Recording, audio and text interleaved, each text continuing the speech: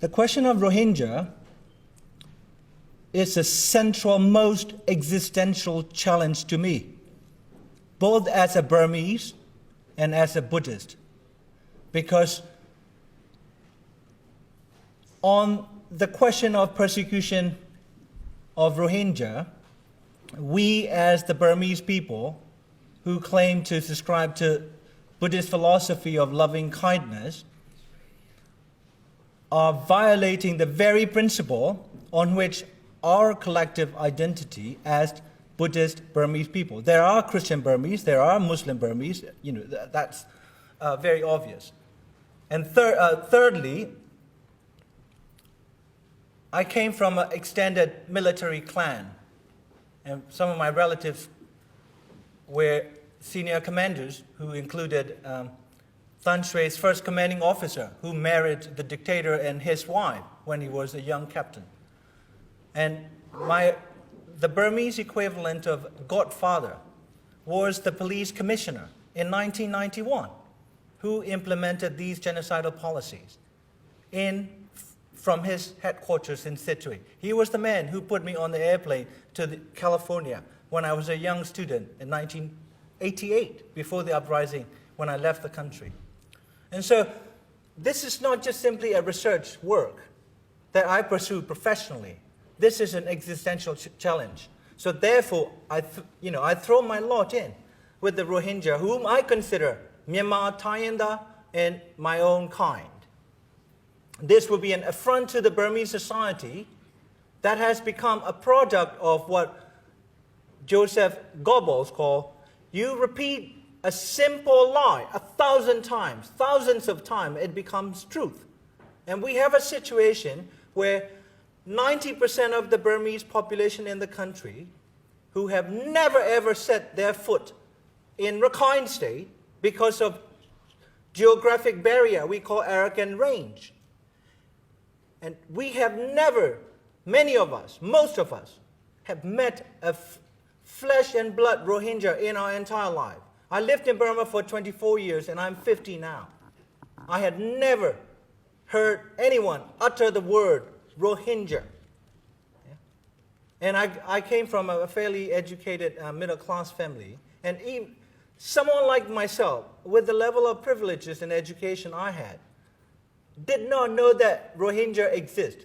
But the fact is, the fact that I do not know, or I did not know that Rohingya exist, does not mean they do not exist. And there are, ex-diplomats from this country, UK, that have argued that the Rohingya was not in the India office archives, not simply because the Rohingya did not make it into the white man's archives, doesn't mean they do not exist. So now, onto my presentation. This is based on a 3-year study I conducted with my colleague, and this is coming out as a 30,000 word journal article from the University of Washington Law School called Pacific Rim Law and Policy Journal. First, we need to understand who the Rohingyas are. The Rohingyas are the people who are pre-nation states, just like many of us, just like the Kachins, just like the Chin, just like Karen, Wa. They are borderland people. What James Scott called borderland people. They are pre-nations. They belong to different political systems. Yeah? And they speak a similar dialect with, like the Chittagonian Bengali. But that doesn't mean that they are Bengali, or they are Chittagonians, or they belong to Bangladesh, because they speak a similar dialect as Chittagonian across the border. Because the Burmese, who speak a modern version of Arakanese or Rakhine language, no Rakhine would ever consider themselves Burmese. And they will be offended if you say, you speak a dialect of Burmese, therefore you are Burmese. And yet, we do not apply this logic to the Rohingya. And of the so-called 135 official races, yeah? And then some of the races are simply names of villages and rivers. And villages and rivers are deemed races. And 2 million Rohingyas are not accepted as a self-recognized and once officially recognized Tayinda or nationality of our country or fully fledged citizens. That is the situation. So we have a scenario where the majority of Burmese believe in a single state manufactured lie since the 1970s, that the Rohingyas are nothing viruses that have invaded into the geographic body of our country. And therefore, we must eliminate them, repel them, and confine them to some area. So the Rohingya issue, as the Burmese, in a characteristically racist manner, described as Bengali. Bengalis are viruses. When you have viruses, what do? You eliminate them, you attack them. That is the first symbolic step towards destruction of Rohingya. And then everything flows from it. And also, there have been reports and analyses that have described or characterized the Rohingya situation, or Bengali situation as they call it, as primarily communal. Despite historical and ethnic complexities, we have a situation that is empirically and verifiably black and white. Yeah? And also there's another argument on this, especially coming from the International Crisis Group and others, who said the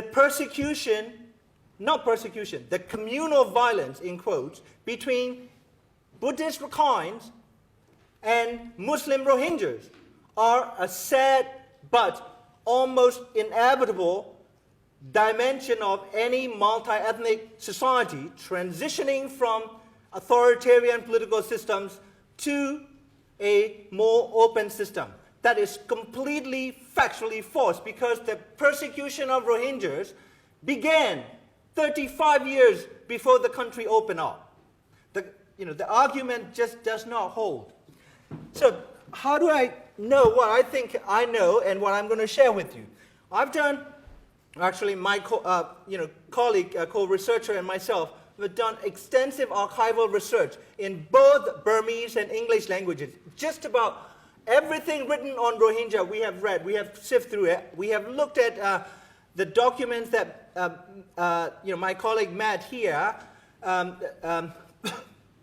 analyzed and wrote a very credible report about. We read that document 6 months ago. It went into our news and guided conversations with people, including, ex-Burmese military officers stationed in Rakhine State.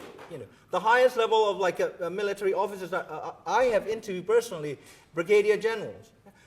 And then I've been also personally interviewed three very prominent members of the Rakhine Inquiry Commission set up by President Thein Sein. We've also interviewed UN, NGO staff, and last but not least, Rohingya themselves, who are victims, who were witnesses, and we have done these interviews in Burma, Bangladesh, Malaysia. I cannot go there, my colleague could, and so, he did that. Malaysia, Thailand, UK, USA, over a period of 3 years. And out of our 3 years research, we have concluded what we have is not a situation where Myanmar as a country is marching potentially into the future of genocide. We are seeing what we call the slow-burning genocide that is unfolding with characteristic spikes of killings, and then followed by plateaus of carefully designed and structured destruction of Rohingya as an ethnic, religious, and national group. And the Burmese government, or Myanmar government, successive Myanmar governments, we have found, based on our evidence, are guilty of 4 acts of genocide out of 5 acts spelled out by the UN Convention on the Prevention and Punishment of the Crime of Genocide in 1948, and then the Rome Statute, Article 6. So here, I juxtapose genocidal acts with types of atrocities that Rohingyas have been subject to since 1978. This is not a transitional issue. This is not a communally led violence. This is state-sponsored with communal collaboration within the Rakhine people, and not all of whom are racist, but many extremist elements. Genocidal acts are acts committed with the intent to destroy, in whole or in part, a national, ethnical, racial, or religious group as such. Number one, killing members of the group. There are plenty of evidence of killing members of the group. The number of people killed, maybe 20 or 200,000 or 20,000, it doesn't matter. They are killed on the basis of their ethnicity. That is considered a genocidal act. Yeah? Causing serious bodily or mental harm to members of the group. Destruction of group identity is a symbolic violence. If you walk down the street and you are told repeatedly you are not a human being, you are a dog, yeah? That is a violence. You have to defend your human existence. And Rohingyas have been subject to this violent process over the past 36 years. If you walk down to Sittwe, and we've interviewed people who will say, police officer will come up to them and ask them, what are you? Rohingya. The minute you mention that you are a Rohingya, you get punches. Yeah? Symbolic violence accompanied by literal and physical violence because you claim that you are Rohingya. Your group identity is destroyed. And then the sexual violence, forced labor, there's a pattern of different forms of violence and rights abuses. And here, what's interesting, following up on what Matthew Smith was saying, the conditions of life calculated to bring about the destruction of Rohingya as a group, that has not been explored. And Lumpkin, Raphael Lumpkin, the man who gave us the word genocide and was a force behind Genocide Convention, he called it underfeeding, like destruction of a community does not always necessarily require machine guns, he said. Underfeeding. He calculated the calorie intake of the Germans, the Hungarians, the Poles, and then the Jews. The Germans got 70 to 80% nutrient intake. The Poles get the Jews get 20 to 10 or 15%. Then two-child policy here. Imposing measures intended to prevent births within the group. That is so within the territory of genocide. And the last one, forcibly transferring children of the group to another group. I think I won't argue. So here, this is the last slide. The intent may not be extracted from national policy documents because we have a military government that rules the country by law. We do not have the rule of law. We have the rule by law by the generals. And the devastating impact on the lives, the conditions of the group is here.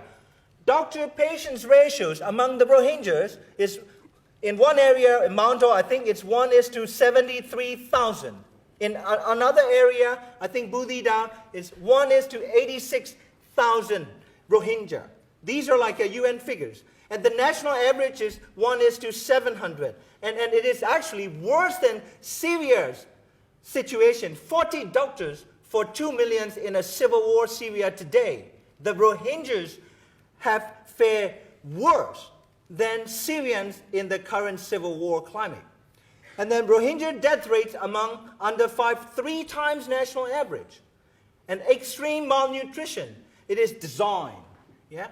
It is design. If you forcibly relocate an entire population or part of the population to encampment areas, and then deny them opportunities to make their own food or to receive provisions of emergency food, medicine, water, then your intent is so clear. You can infer that from the very acts and the consequences that have on that community.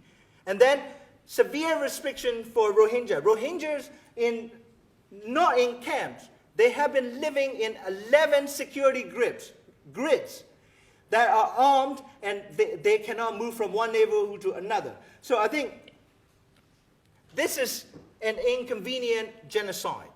Genocide that cannot be known by its name because it doesn't serve the interest of the Americans or the British or the Australians or anybody. So in 2009, Human Rights Watch came up with a report and prophetically wrote, no one is helping Rohingya because it's not in their interest. So, but I think as human beings, we are all human beings first, and Americans and Australians and Burmese and researchers and doctors second. As human beings, this is an affront to our humanity. If I consider this an affront to me as a Burmese and a Buddhist, this is an affront to all of you and your humanity. I will stop here. Thank you.